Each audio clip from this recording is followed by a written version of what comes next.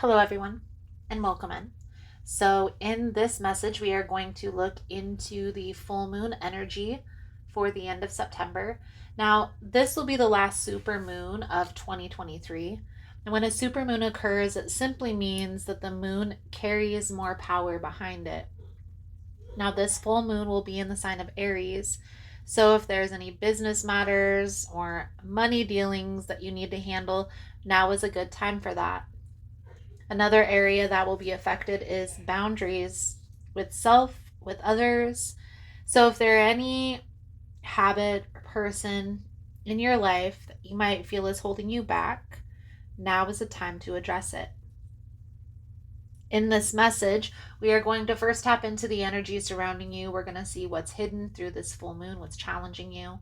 We'll look at how to release, how to correct this energy, and then we'll move into the outcome if action is taken and outcome if no action is taken. Now, don't forget, guys, we also do a cord cutting ritual on the night of the full moon. I'll try to make it as close as I can to 9 p.m. Pacific Standard Time. So you're more than welcome in joining us. So let's jump into these messages. All right, Gemini, we're going to dive right into your energy for this upcoming full moon. Most important message here for Gemini spirit. What do my Gemini friends need to know? What do they need to release through this upcoming full moon? Please and thank you.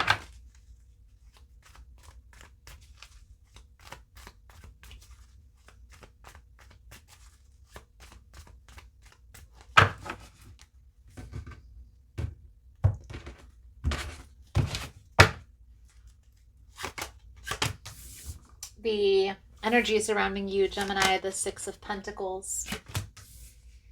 The challenge here is the Eight of Swords.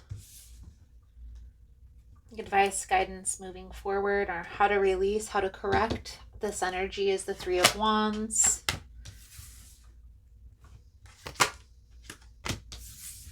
The outcome if action is taken is the Five of Swords. The outcome if no action is taken is the Ten of Cups in the reverse.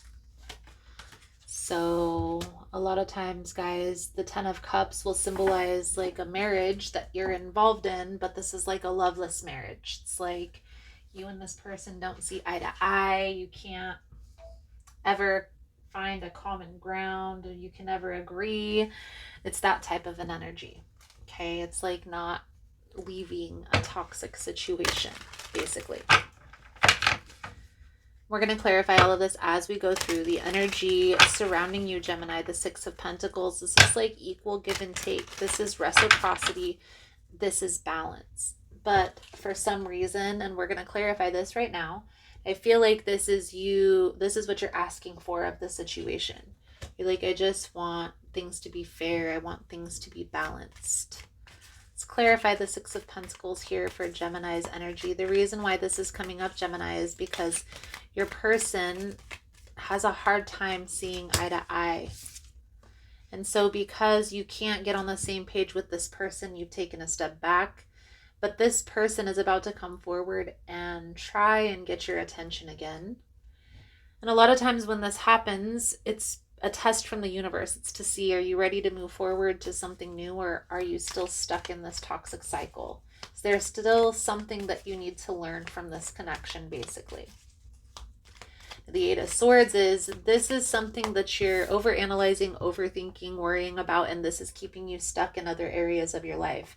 So even if everything's going fine, things could be going better if you were able to release yourself from this situation. But it's like, how do I make this work? And it's just not working. It's just not working, Gemini. It's part of the challenge. Here's the thing about relationships. When one person is giving more than they're receiving, when the energy isn't equal, Six of Pentacles, when it isn't balanced, it leaves us in a state of feeling drained, but it also leaves us in this state of questioning, of not feeling good enough. And even though you're seeing this for what it is, I do feel like that, Gemini, you're starting to see like, okay, this isn't working. How do we fix this? How do we change this? And maybe you've had a conversation with this person, like, how do we change this? And they say, this is what we're going to do. And they never follow through. It's like, maybe it's time to go on this journey alone. Maybe it's time to walk away. Time to let this all go, because it's too stressful trying to continue to make this work over and over and over again.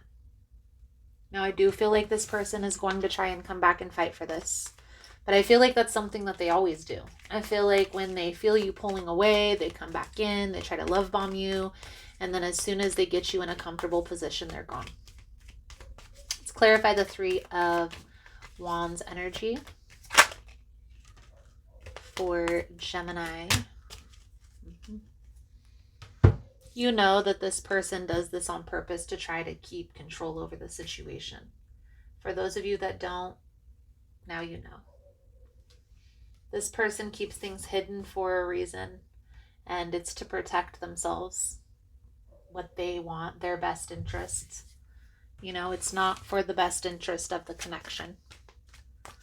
So yes, this is going to be a fight, but you have to stand your ground on this if you want something more, because this person isn't going to ever show up correctly. And yes, it's going to be hard because you and this person do have an intense connection, the King and Queen of Pentacles. This could have been a beautiful thing if this person would have gotten on board. Ten of Swords. It's a lot of betrayal, a lot of mistrust, a lot of things that were hidden here. Some of you, this is third-party energy, and that's why they were wearing a mask. Okay? But if you were to stay in this situation, if you were not to walk away, not to go out on your own, Gemini, this is going to be like a loveless marriage. It's like this person will always be distant and you will always be investing your energy into something that isn't there. You'll always be trying to make this work, trying to get this person's attention, to get them to do the right thing. And ultimately, you'll be by yourself anyways. Like, you'll be alone while this person is off focusing on themselves. So how do we handle a situation like this? When we have a soul tie connection, when there's a person in our life that we feel like we can't live without, but they're not matching our energy.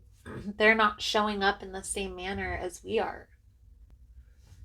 So the main thing that I always say on the channel is awareness is the key, and accepting things as they are. So aware that this isn't changing, that this person isn't going to be showing up different.